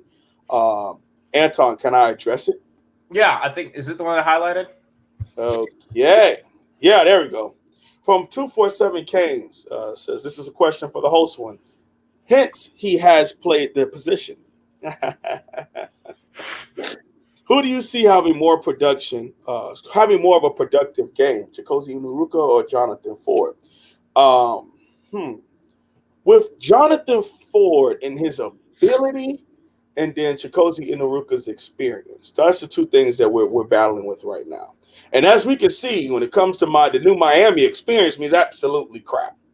But I think Jonathan Ford starting is that's a kind of a no-brainer as to him having more stats. But a fresh Chicozie Unuruka coming off the field, maybe on third downs or being a part of that second team that goes out there, that second defensive line, I think he'll make more plays. But there's not really much film on Jonathan Ford when you sit and think about it. Right. I just want to be more disruptive. I really do. Huh? I feel Ford that would be more disruptive. I really do, man. The way that we've heard about him and how they've talked about him, I haven't heard Unuruka talked with by the coaches as much in practice and all that. When I went to the practice, Chicozie Unuruka made more plays than Ford. Did he? Honestly, Ford, he still plays high. He's one of those guys that's used to. He's 6'5", 6'6", 6'6". So he just gets off the ball. He stands up, gets rid of them, and then runs. Runs after the play. When in all actuality, all he has to do is blow the person backwards because he has the extension and make the play in the backfield. I think Jonathan Ford might come on towards the end of the season. I think he'll have more like a RJ McIntosh 2017, how RJ started out the season and then come week 3, week 4, you're like, whoa, Like who is this kid? But to answer your question, I'm gonna go with Chicozy because I think when Chicozy gets an opportunity, he's going to want to go make these plays. He's going to force himself to go make the plays because he's not a starter. Is his last year? Huh? Is it his last year of eligibility? Nah, he's only. Oh, he is. Chigozie and Aruka? Yeah. Yeah, he played 2 seasons at UCLA, sat out 1, and then now he's here. I thought he was a grad transfer. Yeah, I thought he was a grad transfer as well. Yeah. I will look at that. We'll look I actually could be wrong. That's why he's playing at Miami, because of the transfer portal. He already graduated, so he can go. Okay. Yeah. Well, to be honest with you, I think that Chicozy, he's going to want to go out there and ball because of the fact that he's not a starter, and he's going to play balls to the wall because he wants to make the plays when he gets on the football field. I think so too. But I didn't mean to go on too long. I want to keep our questions short so we can get to as many before Paul has to skedaddle. I'm glad that they talked about this. I actually am. 23 child, please. Take on Derek Smith having Florida in top 4. Tweeted a shrug emoji to someone who wants to go to him to UF.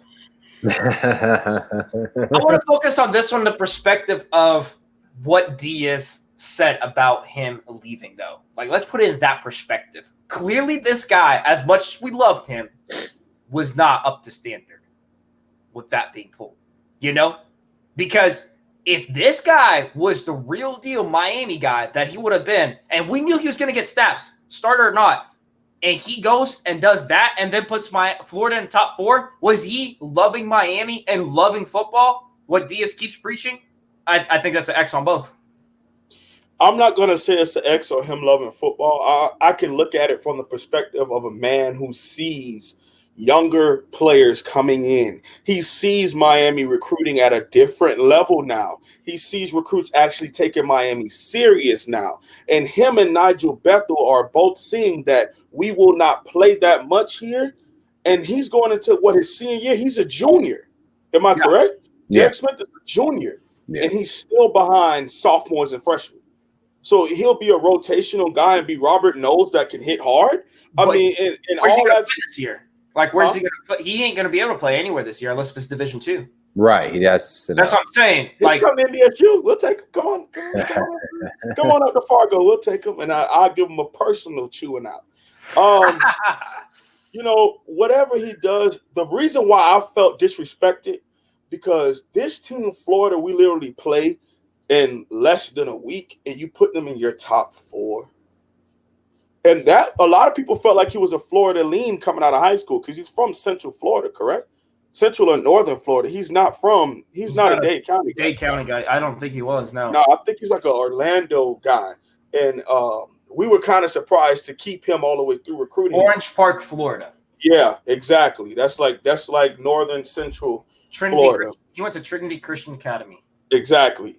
That's like Florida Gatorland. So for us to hold on to him, and he was supposedly a Florida lean, according to 247 Sports, majority of that time, I think he always had like a love for Florida, but knew that he wouldn't play there, so he came to Miami.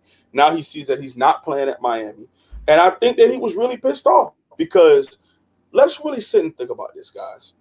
They made him gain 10 to 15 pounds and moved him to striker. Right. He didn't really play that much because Romeo Finley was holding it down. Like, even when Romeo Finley was tired, they just left him in the game. Like, no, you're a playmaker. Go out there and do something. And then this offseason, they make him lose all of that weight to move him back to safety. Right. And then still doesn't start the man, even though he has a little bit more experience than because wasn't he battling Amari Carter? Yeah. But Carter's a beast, though. Like, Carter is like he's been playing since 2017 as a freshman. So he doesn't really have more experience than Carter. But if you're looking at it from a non-biased perspective, and you really, really sit and say to yourself, okay, if I'm in his shoes, what do? I would say the best thing for me would be to transfer also, because I know I'm not going to play over Amari Carter.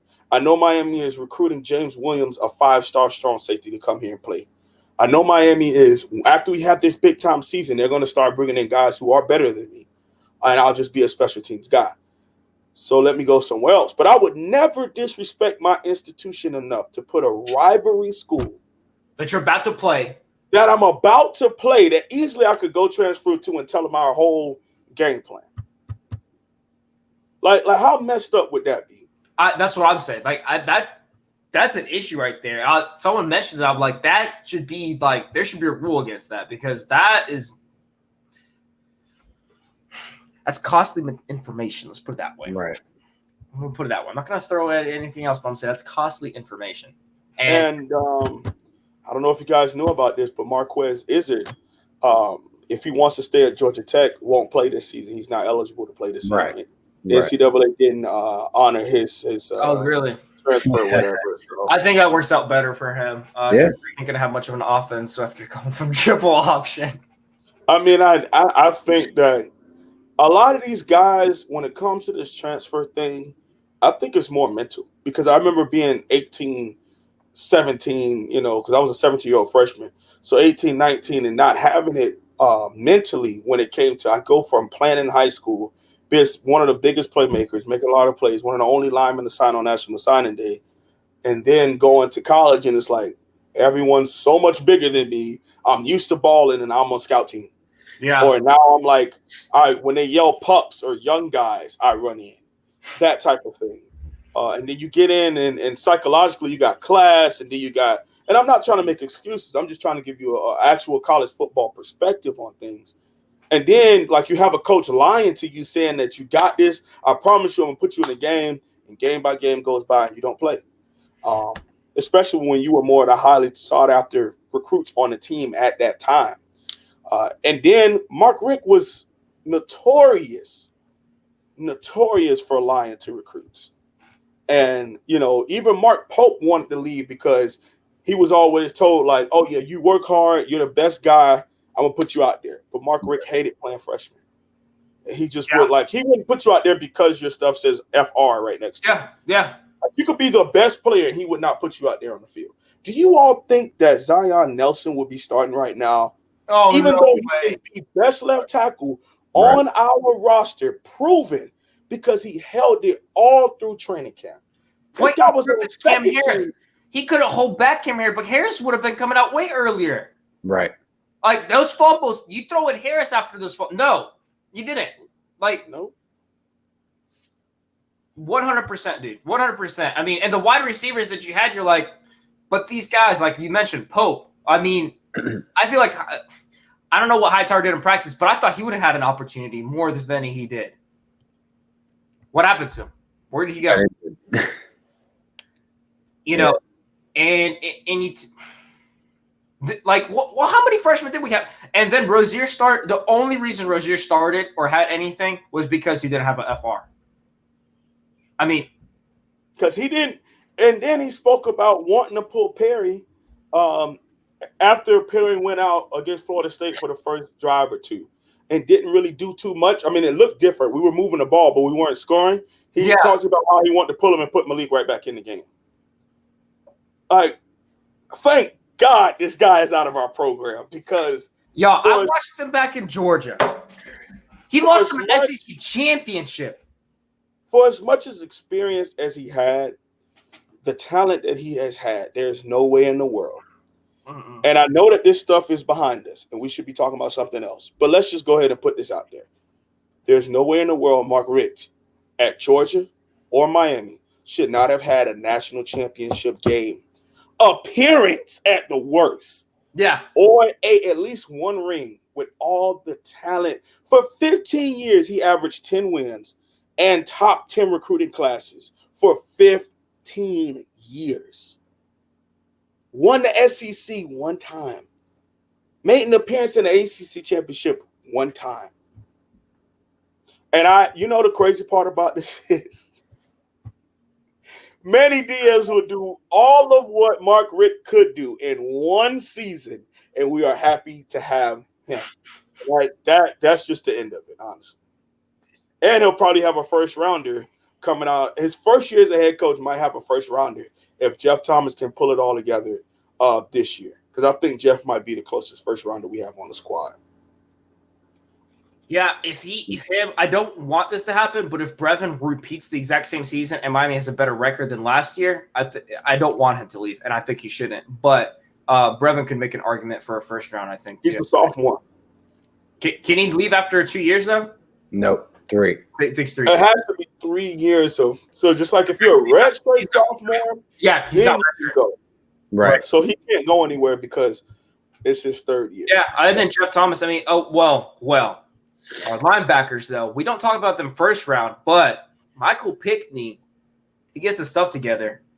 He really, really can make an argument. But that's like, it's got to be a 10-win season. Yeah. Paul, you are the one out of all of us that just has a way of not being emotionally attached. So I have a question for you. Because I was talking about this on the phone last night. And I was like, you know what? You know who can answer this on live TV and give a real opinion? It's Paul. Give me your career evaluation on Shaq Quarterman. Oh man. All right. It's funny you said emotionally attached because in a sense, like I really do like Shaq Quarterman the most out of any Miami Hurricanes player because of the way he carries himself as a player. Yeah. Just the professional aspect that he has, the way he's so outspoken and the way he speaks, expresses himself. I love everything about him. He's so professional. But Shaq Quarterman, as a football player at the University of Miami, he's been consistent. He's been good, but he's missing that it factor, the greatness, that big playability, the X factor. Mm-hmm. Michael Pickney, he's made some big plays. Quarterman, he kind of gets lost a little bit. You forget about him. Yeah, you kind of do. He's consistent with the numbers he puts out, but what's going to take him over the top? What's going to take him to be that first team All-American? First team All-ACC? This is his senior season. He's going to have to take it up a notch. I think he's going to play in the NFL regardless. I think he's going to have. Oh, yeah. Now, I don't know. Is he going to be at that John Beeson, DJ Williams, Jonathan Vilma class? He's not even there yet, but it can all change with a great senior season. So now my response to that, my coach's response is when you turn on the film, does 55 flash? Yes or no? No. Seriously? No. Oh, sorry. That was your answer. No, you could. That's fine. Anton, do you think he flashed? No, I mean no. Now, let's also think about this. He is the middle linebacker, so he's in charge, and you rarely see Miami out of place. That's because of Shaq Quarterman. Right. Yeah. You rarely see players not getting communication. That's because of Shaq Quarterman. He's also the player who has to take on blocks so that 56 can hit gaps and make plays in the backfield. So he does a lot of the grunt work. He does a lot of the dirty work. Yeah. Now, is that any excuse for him not to be making plays? No. The very first time I literally stood up and said, where has that been? Was Virginia Tech this past year when he caught an interception and almost scored. That was the very first time in his career, 2016, 2017, and all of 2018, that I said that was a game-changing play. Yeah. When he was in high school, his high school film was amazing. Him knocking kids' helmet, popping quarterbacks 5 yards back, forced fumbles, interceptions, scooping scores, strip sacks. I have seen none of that at this level. Right. And that's not to disrespect him, but I need to see him take another step. Because if you want to be put, I'll say this. How are you a 3-year starter at the University of Miami and never touch 100 tackles? True. How are you a 3-year starter and have DBs beat you out for tackles? In 2016, who led the team in tackles? Jamal Carter. 2017, who led the team in tackles? And 2018, who led the team in tackles? Jaquan Johnson. These are safeties. So our linebackers, and 56 included, because 56 is a big-time playmaker. And I love it. But he's an inconsistent guy. Yeah. He'll flash, He'll go away for a couple quarters and then make a big play in the fourth quarter. He'll flash for one whole game, go away for one whole game. These two, and I think that's why they came back. Because when they got that evaluation that said that they were day 3 picks, it kind of made them a little angry. It made them say to themselves, no, what am I not doing? And Manny Diaz is that type of coach to keep it all the way 100 with you. Boss, you're not a first rounder. There's no way, shape, or form we can scratch this and make you a first rounder with the film that you have put out right now. Right. If you come back and you look at these things and you focus on these things, that can turn you into a first-round draft pick. And that's just my evaluation of 56 and 55. Like, great play, but I know it's plenty of donations, so I'll go ahead and let Anton address them. Okay, all right. Slim Shady came with $5 donation, said Mark Richt's stubborn and wouldn't change his ways, and it cost him. I mean, that's it in a nutshell. 100%. 100% with you. Charles Israel with a $20 donation. Ooh. Lego Game Time Week 0. Kane's domination is coming. Yes, sir. Man, wait, man. I'm expecting huge coming out party. Thank you so much, Charles, for the $20 donation. I appreciate it. Slim Shady, man, you like our number one donator. Y'all do realize Shaq has the best numbers every year out at linebacker, right? I'm with you. Like, he's the consistent guy. No argument there, Slim. He just doesn't make the flash plays, which that's – go ahead. No, because, look, man, the bowl game against Wisconsin, there was a play where was it Jonathan Taylor ran up the middle, and I kid you not, Shaq Quarterman. He was lost. He was completely lost. Against Wisconsin, which is a very good running team. Very good. Here's the one thing I think will really edge out, and Diaz staying for another year is a huge thing for their draft stock. The NFL drafts winners. Like, look at the big name programs and players that are coming from their higher. It's their record helps them go way. Absolutely. Because us going 7-6 had a lot to do with our guys being day 3. Exactly. Had a lot to do. You know, there's no way. Like, the playmakers, they would have been a lot higher had we had a 10-win season. And I think it's a lot to do with this. And, you know, to get there, you have to win and have good productive stats. So, you know, they may have made plays against Savannah State or garbage time against, you know, someone else. But that's just how it is. And, Paul, I think you got to be going out. I got to go, unfortunately, guys. But I will see everyone if you're going to the game in Orlando come Saturday. I'll see someone. Hopefully we can meet up. And, man, it's always all about the you guys. I hate to leave, but I have to for specific reasons. All right, guys. See you later. Go Canes. Yeah, go Canes. Peace out, Paul. All right. So. And then there were 2. And then there were 2. Yeah, man, me and Paul had to hold down the house for about half of an hour or so. But we have now hitting up for prime time. Mail rant, smash that like button. Dude, I appreciate it. Yeah, please hit the like button, guys. That really helps out. We got 130 people watching already.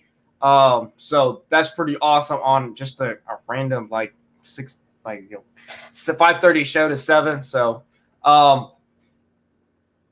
I guess, Wholesome, do you have any topics yourself? Because I gave the floor to Paul beforehand. Do you want to just pick out and evaluate right now? I mean, I kind of did a lot of what I wanted to speak about. You know, being in training camp and seeing it a lot. People are asking me. I'll probably go show my face at Duffy's, guys, but I have tickets to the game. So I'm going to be at the football game. So if you do want to see me, I'll be tailgating or whatever. So if you do want to come by and see me, he'll be signing autographs and all with Paul. Oh, absolutely. I sign autographs. I take pictures. I did a little bit of that at the practice.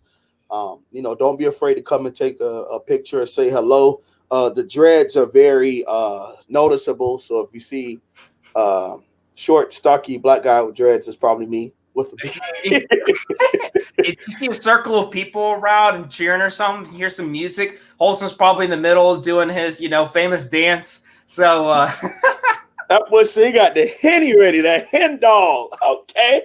I don't know where I'll be tailgating. I'm kind of just gonna try to walk around and go all around, but I'll be in Orlando Saturday morning, so I'll be there all day before the game. But my seats are in P44U. So, no, I'm not that short. I'm 5'11", but I'm not 6'3", 6'4", so you'll see me. He's not SEC wide receiver size. I'm not SEC 3 technique size. When I said short, I'm average height for most men, but these arms aren't average size arms. You know what I'm talking about? No, I will not be going to the FSU game. I'm not allowed in Doak Campbell Stadium. I'll be kicked out of there so fast before you can even say, Holloway, what happened? Yeah, I'm gonna be out of there. But no, I won't be there. Like I said, I'm coaching this season, so I won't be able to attend multiple games. This is the one game that they moved it up from the 31st to the 24th, and that opened up the door for me to be able to show up to the Miami UF game. Because if not, I would be coaching the North Dakota State versus University of North Dakota game. Yeah, that screwed mine up. Like I was like, all right, I could get a day off here. Boom, and the 24th, I was like, at least I didn't buy tickets. But yeah, so it'd be tough. I'll be watching though. Oh my gosh. I'll be the truck guy with the cowboy hat with Zoe, $2 donation. Okay. Well, you got to take that horrible hat off, man. Ugh. Cowgirls, really? Actually, I do have a topic, and it's not about the Florida game. So prepare everybody for this. Can you really sit and think about this? When was the last time the University of Miami had a first-round bust?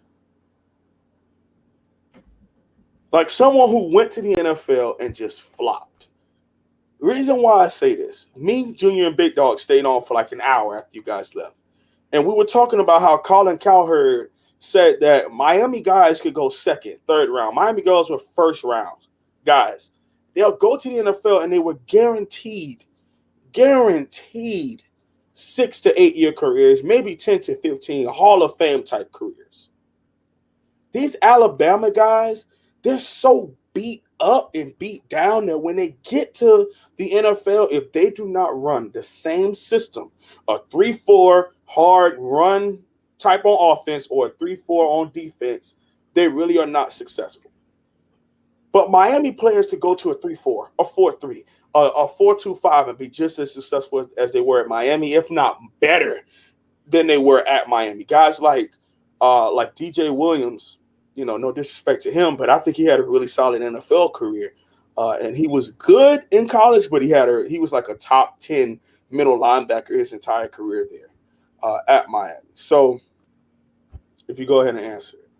Yeah, Devin Brown, $2 donation. Slim will be the guy leaving in the third quarter. I don't think so, man. I don't think so. But I appreciate the donation. Oh, man. I don't think this game is going to be over in the third quarter, though. Like, that's all I'm saying. Like, this is going to be a long grind. But I'm looking in the chat. People were saying Artie Burns. Oh, absolutely. But I think Artie Burns was overdrafted. Like, he was a second-round guy. But because there was a run on corners, like he ended up getting pushed out there. But Artie is a press man corner who went to a zone scheme. Like, I don't see, when it comes to the NFL, you get drafted to whoever team picks you. It's not about best fit. It's not about who does well. It's about who decides to pick you. And I don't get how Olivier Vernon can be a bust when he was like a 4th-round draft pick. Yeah. He wasn't even expected to still be in the league 6-7 seasons later. And 2 big contracts later. Come on now. Yeah. And he just came off of a Pro Bowl. Come on. Let's just be honest about that. And Olivier Vernon went to my high school, so I'm a little. You gotta go. Yeah. He's one of my favorite players because man is 6'1.5", 6'2", playing defensive end in the NFL. Like, come on. That's a 6'3", 6'4" man's game. But Eric Flowers was the only one I could come up with who was like. But go ahead. He played though. He had a contract though. Like. Flowers, like, okay, what do you consider a bust from Flowers, though? I believe that Eric, because he was a top 10 pick. Okay. And he, like, his college film, dog, let's be honest, Eric Flowers looked like a damn All-American out there. Like, we didn't have to worry about left tackle. Brad Kaya could get sacked from the other side. He wasn't getting touched by Eric Flowers. Yeah. I've always said Eric Flowers would be an all-pro guard because he's a better run blocker than he is a pass blocker. But he decided to represent himself. He doesn't have an agent, so he represents himself. And the Giants basically cut him or traded him, one or the other. Yeah, but how long did he stay is all I'm saying. Like, I get you, first rounder, you expect him to do so much and be saw, and there's a lot of controversy. But, dude, he was there for what? Was it at least 4 years? No, he didn't play out his entire contract. He didn't get it for him. No, but his last year was spent with the Jaguars. Like, that's right. Yeah, he I got remember that now. and then they cut him after the season, and now he's with the Redskins. Yeah, and his preseason film it's a lot left to be desired. I think he might just be mentally shot. Like it's just kind of gone with him. So I'm with you on that one. Eric Flowers is like, he didn't get the exact stock value that you put in him, but it's not like he didn't play any meaningful snaps for you, So that's probably the best argument you get against the Miami player. I'm trying to think of any other, like, I mean, it's the opposite argument. I mean, look at Denzel Perryman, man. This guy balling like crazy. And we talking first rounders here. So yeah. If you were drafted in the first round, because if I were to make it plain, if we were to make this is what, if you meet this, you're not a bust. If you don't meet this, you're a bust. If you're a first round wide receiver, by year 3, year 4, I need a 1,000-yard season out of you. Philip Dorsett hasn't even hit a 500-yard season. Yeah. Dorsett was what I was thinking too. But at the same time, he's got, he's not like he's no more time for him left. I think he's got time. Correct. Now that he's with New England, he'll probably stay in the league for 10 years, might be a dang Hall of Famer. I don't. This Tom Brady has a way of making players. Eric Flowers, if you're a first round top 10 offensive lineman pick, that means you're supposed to be a safe pick. Like you're just supposed to. I'm not supposed to worry about. Like they expect linemen for what, 5 years minimum. Wherever you are, whether it's at guard, whether it's at tackle, whether it's at center, if you're a first round worthy graded at either 3 sections, you're supposed to be someone I'm not going to worry about. Your freshman year, your rookie year, I understand because I think he was like a 20-year-old rookie. Yeah. Okay. Size. We let that go in 15? All right. 2016, when the Giants had a solid squad and they were going back and forth with the Cowboys, he had a solid season. Like, he wasn't doing that bad. 2017, 2018, like, he even got benched a couple games. Yeah, like, he was just giving up sacks left and right. It was like, dang, dog, this man is really falling off of the hearse, man. William Curry, I appreciate you with the $2 donation. And hold on. Slim Shady, another one. Not Cowboys, Wholesome. It's got a U on it. And no win or lose, I'll be talking straight funky to Gators till 0 on the clock. I'm going to be right with you, man. Yeah, we got to be. Because of all programs to talk smack with, the Gators, they make it too easy, though. Like, they're so delusional and never bring in facts to the table. And if they ever want to pull history on us, they're going to lose. They're just going to lose. I mean, it ain't an argument, so I'm not too worried about that. I'm curious to know, gosh, the amount of fights there's going to be at the stadium. I expect that. Oh, man, I really see Florida Gator fans walking out in the third quarter, if anything, man. I really do. I really do. But I don't want to go crazy and then be disappointed, let down if it's second overtime. Look, a win is a win. I want to see a fight from our guys, and I know we will. And I know I'm going to see a complete team. I'm not going to see Miami's defense and Mark Richt. So Bergie asked about Kenny Phillips, went first round. How would you rate him? I don't know if I call him a bust because he played 8 years in the NFL. Started 7 of those 8 years. Maybe he wasn't to the level in which he was in college because he was like a first-team All-ACC. He's a 5-star recruit out of Kansas City. So I get your point as far as like him being a 6'2", 205, 210-pound safety. Like, he was balling. But he was drafted like at the bottom of the first round too. So, I mean, he made it. What is he like? Let me actually look it up. Because he played from 2008 through 2015. I mean, that's a solid NFL career. Like to Right. stay and start, most of the whole time. Kenny Phillips to see. Yeah, he was drafted 31st. So, like, what is it? It cuts us of 32, right? Huh? It cuts. What's the last pick of the first round? How many is it? 32nd pick. Yeah, so he was barely made it the first round. I don't know. I think like that's a good draft stock trade-off right there. And I think he was the last player picked that day because the Patriots, I think, traded out of that with the 32nd pick or something like that. Kelly Jennings. There we go. Yeah. Yeah. Definitely, yeah.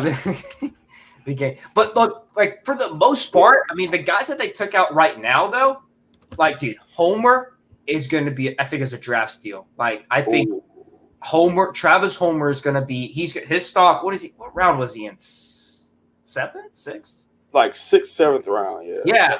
He's going to just surprise people, I think. I'm not going to say he's going to put stats up his rookie year, but dude, once one guy goes down and Homer's up to the plate, he's got NFL traits, and Miami underutilized him. That's why his stock was not where it should have been. Mm-hmm.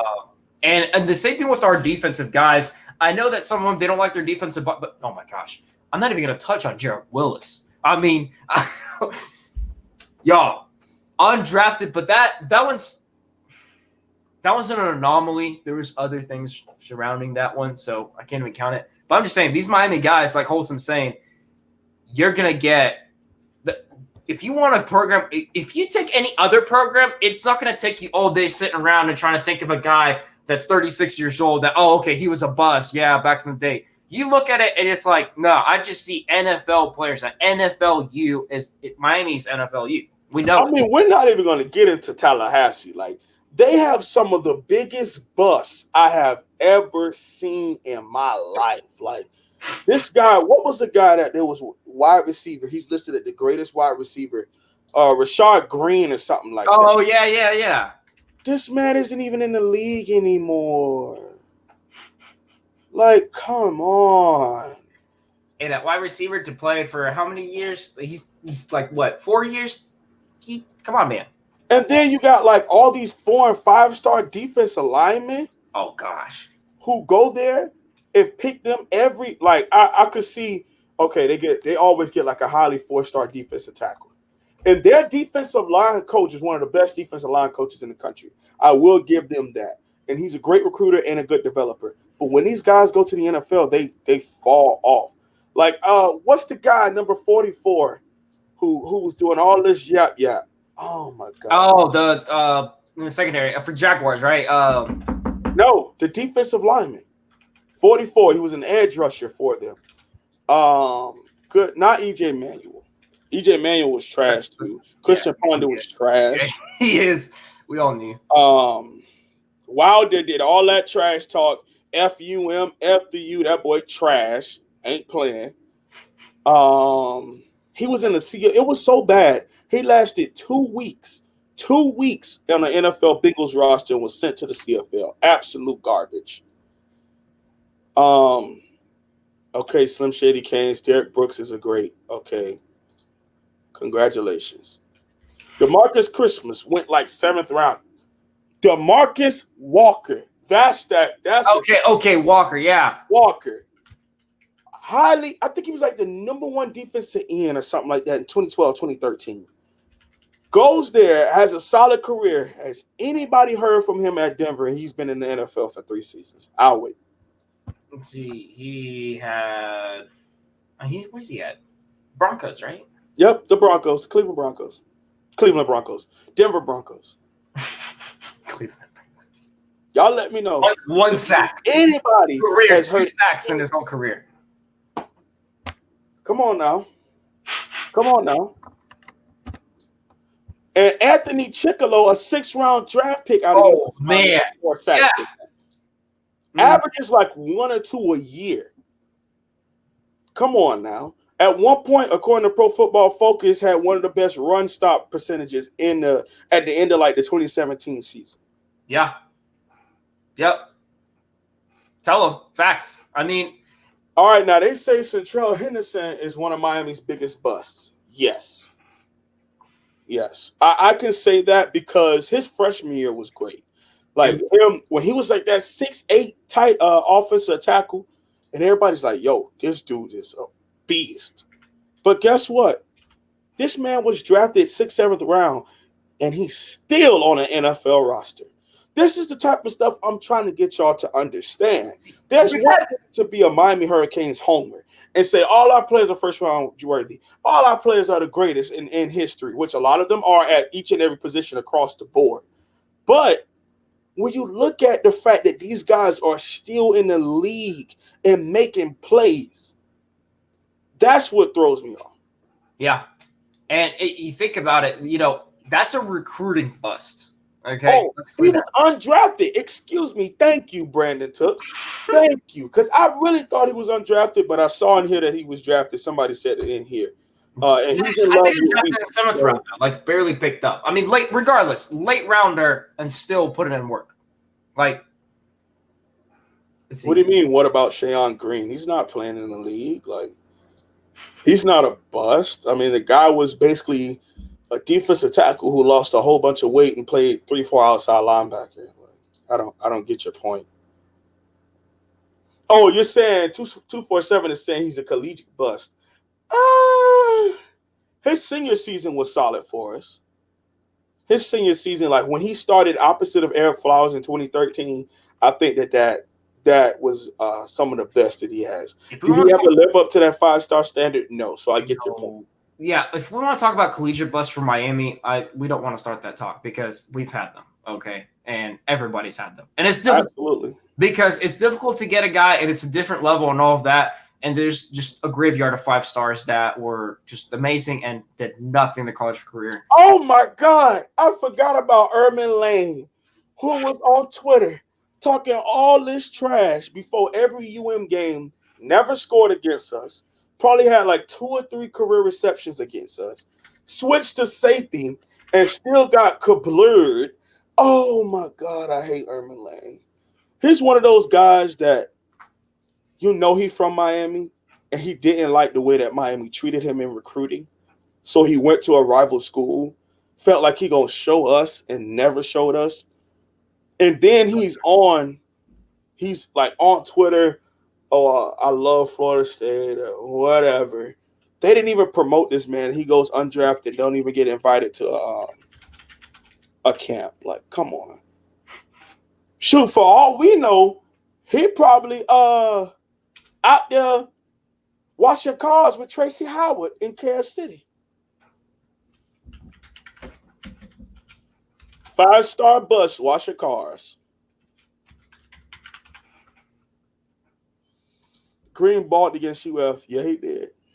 He did. And I would have loved for him to play like strong side defensive end in a 4-3. Because that's what he came out of high school as, was like a big linebacker. And let me ask you this, if you don't have anything else to say, Anton. No, go for it. How do you personally feel about Miami getting guys and putting them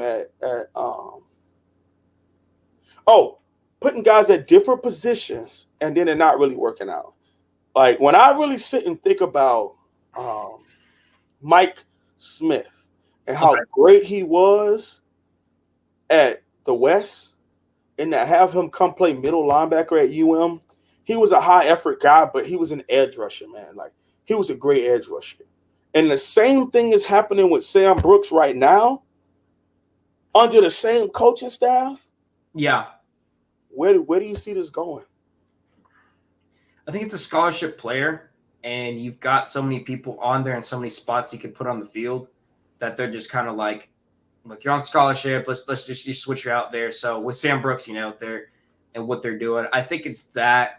I really feel like they have the player's best interest in mind, but at the same time, you have to put the team's best interest in mind, And where it's not working out, they're just trying to balance those two out together, which that's why you have failure in the end result. You can't get the best of both worlds. And when you have this many spots at, defensive end or linebacker or whatever, but you've got this great 5-star that just doesn't quite, go up ahead or 4-star, whatever. And you're like, all right, let's try to switch him out, whatever. I mean, that's what it is. But think Derek Smith, though, We put him in the striker position. Finley had it locked down. We could have put him on the field. So we said, okay, safety. And he starts showing us some stuff. We're like, okay, we can get this guy some more snaps, but then he transfers out. Like, okay, I mean, I wish him all the best. We'll see. Maybe another team will have a need as much as they did for a Derek Smith level athleticism player at safety or wherever. But I think it's just that where you have put your best 11 players on the field. That's just what it is. I mean, go to wide receiver. 5-star quarterback, QB1 show, yada, this and that, big old transfer and all that. And now he's thinking wide receiver. But what did Dia say? It's up to Tate Martell. So that's a career decision that also the players. So they're saying, look, you can sit warm a bench and waste your years, or maybe you can get a wide receiver and get a couple of snaps on the field if you're the best 11 on the field. Now, it's not always going to work out. It's sad to see, but that's just what it is. And that's where it's trying to balance both things out, and that you just get this mumble jumble mess. Sometimes it works out, though. I mean, you take the Patriots wide receiver, the name escapes my name, that was a quarterback, turned wide receiver. Was it Amendola, right? Worked out. It's rare. Edelman. It's a difficult thing to work out. I think the best interests are in mind when they do it. It's just scholarship, you have so many players on the field. That's what it is. Right, and like I said, we can go ahead and summarize everything and pull it all the way in. But I think, and a lot of people in the chat are saying this also, that Brooks's athleticism and the way college ball is played now as opposed to it was in 2014 allows the athleticism of Sam Brooks to be able to move to middle linebacker, and let's just coach him up because he was already a fast guy. Okay. And you got to think the depth that we have at defensive end is Sam Brooks going to play for a very, very long time at defensive end with all the great talent and depth that we have up there. When we can have him go to middle linebacker right now, be second behind Shaq Quarterman, and probably get maybe like 15, 16 tackles first half of the season, maybe get 30 as a total for the total season, play some special teams, get him out there, get him some confidence under him, just like we did with Pat Joyner to a certain extent. And I'm hoping that Joyner, Steed, and Jennings, whatever happened to them, that they can get healthy, man, because it's pretty tough to see those guys. But think about this, all right? DJ Williams, and what they did with him back in the day with Miami, because that guy was actually wanting to play a running back, and they threw him at linebacker, and he excelled. Like, he did better at linebacker position. You have to have an eye and see, and it may work out and put you in a better position where it's just not your skill set. It depends on your body physique and type, and like you said, speed. And the other thing is the scheme. Look, Miami's defense is speed. So throwing him at linebacker, like you said, might give him a chance to get him meaningful snaps. Right, defensive end, it's different. We're not looking for a Sam Brooks where we have Trayvon Hill, and list goes on. Mm-hmm. So I think that's putting the player's best interest in mind. He's got a scholarship. You want to put your best 11 players on the field. They did that with DJ Williams somehow back in the day. That's what they did. They didn't say, I don't care what position you're at. Let's get you worked in. So I think that's what it is. It's rare to work out, though. I mean, look, if you were recruited for your position and you're not starting, sorry, but that's just – it's a business, man. That's the way it is. That's the way it is. Absolutely.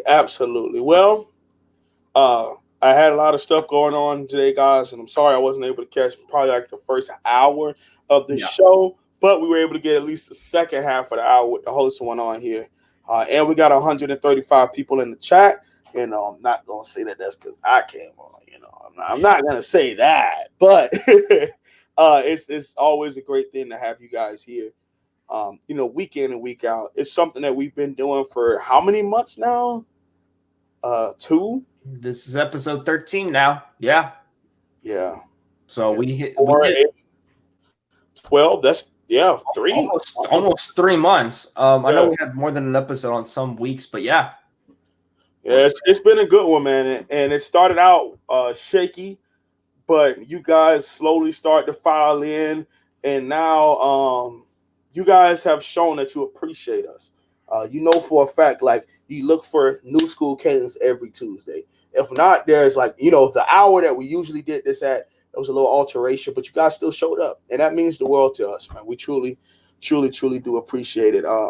We usually do rapid fire, but we both got to get out of here. Yeah. Because we're creeping up on a 2-hour live stream. So thank you all for tuning in, man. And Anton, you could have us up out of here. At the end of the day, guys, you know, it's always all about the you. Go Canes. Oh, we're not long. We're off. Hold on.